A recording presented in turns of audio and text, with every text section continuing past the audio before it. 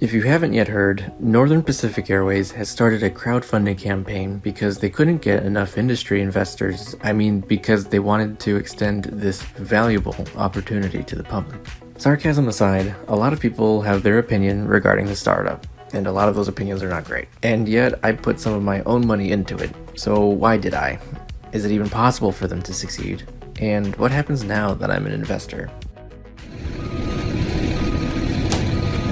Northern Pacific Airways, or NPA, is a startup airline that currently hasn't flown commercially yet, but has acquired at least 3 airframes at the time of making this video. Their proposed business model? Fly 3-decade-old Boeing 757s from Anchorage, Alaska to Asia and to North America. Now, even putting aside the fact that those old airplanes don't have large enough gas tanks in order to fly to Asia via non-ETOPS routing, which in itself immediately kills their entire business model, skeptics had already pointed out a long list of concerns that would render NPA non-viable. And I'm going to address a couple of those things on that list in just a bit, but first, let's go back to the fact that this startup has now turned to unaccredited investors for funding, also known as crowdfunding. Right off the bat, this was the nail in the coffin for people who had been saying NPA was just going to end up being a big scam. After all, it's a tried and true formula. Announce an airline that maybe doesn't make a whole lot of sense, take investors' money, run away. But usually, these so-called startups would just be stealing rich people's money. But now, with the omnipotence of the internet and therefore the rise of crowdfunding, many are concerned that NPA is not only stealing, but stealing from the not-so-wealthy. So with that knowledge of risk, let's take a look into why I invested. First and foremost, I do understand that more than likely, I'll either 1, never get that money back, or 2, possibly get a return but in many, many years. So with that said, I only invested $100. But let's go through the main concerns this airline is facing and some possible counterpoints/solutions. First, this whole crowdfunding thing. On the surface, it really does look bad, but let's look at this from a broader perspective, and in particular at 2 people at the top of this airline, Rob McKinney and Josh Jones. Rob McKinney is the CEO of NPA, and of an already running airline called Raven, but Raven wasn't the first time this man had been CEO of an airline. In fact, his extensive resume is actually quite impressive. McKinney definitely has airline leadership experience, and if he wasn't before, he certainly is now somewhat of a public figure due to the publicity of NPA. This leads me to be of the mindset that this guy is in it to win it. It's not his first rodeo, he really does have a passion for aviation, and he has been super public and transparent about this whole ordeal. Whether that will translate into success remains to be seen. Josh Jones, on the other hand, doesn't come from an aviation background. He co-founded a web hosting company in the 90s, and towards the end of his tenure there, in 2012, started Bitcoin Builder, a website dedicated to helping people invest in the then elusive Bitcoin. So considering Jones was not only an internet pioneer, but also a crypto pioneer, it's needless to say that he has built up some considerable wealth. And since then, he has gotten himself on some company boards, some of which are nonprofits with altruistic missions. This tells me that Jones has built up his coffers, is totally financially comfortable, and is now in the stage of his life where he's trying to use the money to make a difference. And from what I can determine via my own research, it is with his money that NPA has really begun. Aircraft, even old ones, cost millions of dollars a piece, and NPA has already acquired and/or secured leases for a handful of them. So now with this broader perspective, we have a dedicated, experienced CEO on one hand and a humble, seemingly well-meaning, moderately wealthy chairperson funding this venture on the other hand. In fact, if what is on WeFunder is true, Jones has already put in $15 million of his own money into the startup. So ultimately, from my perspective, I find this crowdfunding campaign to really unlikely be a cash grab.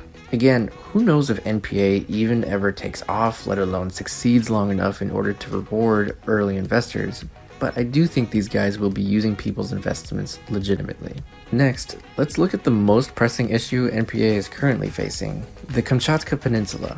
This scenic mix of mountainous and volcanic land extends from Russia's north and was once seen as a saving grace for NPA, but now is just one more miserable migraine. See, this piece of land almost acts like a bridge for aircraft, in that they could make an emergency landing if needed on their way to or from Asia.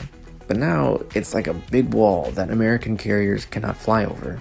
Because of the current hostilities, American aircraft are blocked from entering Russian airspace. Now, other than being an inconvenience and slightly bigger fuel bill, this wouldn't be a huge problem if you could just go around the Russian peninsula.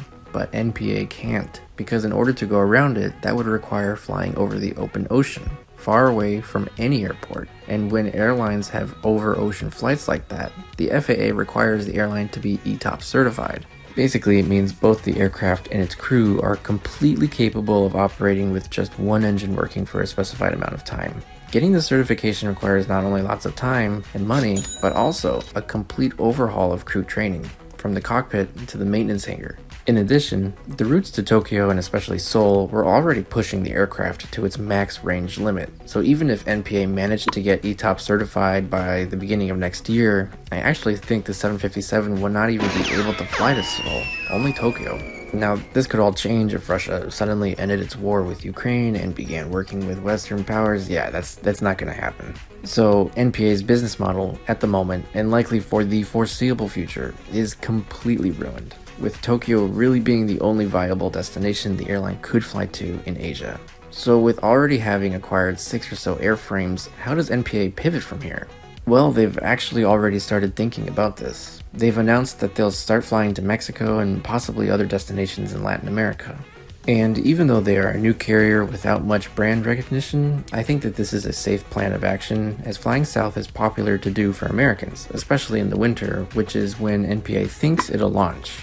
And with southern travel still rapidly growing, I think the 757 loaded airline will likely find success and moreover shift the majority of its focus, at least for the time being, to this business model.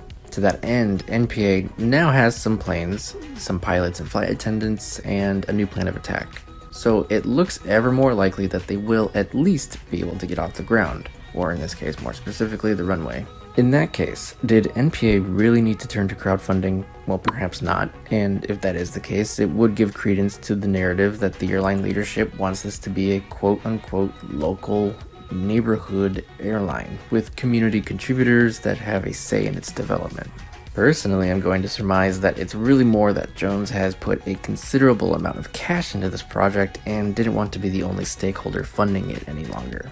Either way, after pushing back their campaign end date a few times, eventually they did hit their goal of $5 million. And ever since I invested my $100, I haven't received any messages regarding exactly how much equity I'll receive or what exactly this money will be specifically used for. It's been pretty radio silent. I suppose they're busy hustling in order to launch by year's end. So for now, we'll just wait a few more months to see what happens. And if something does happen, I'll definitely make an update. Thank you for watching to the end, and I'll see you next time.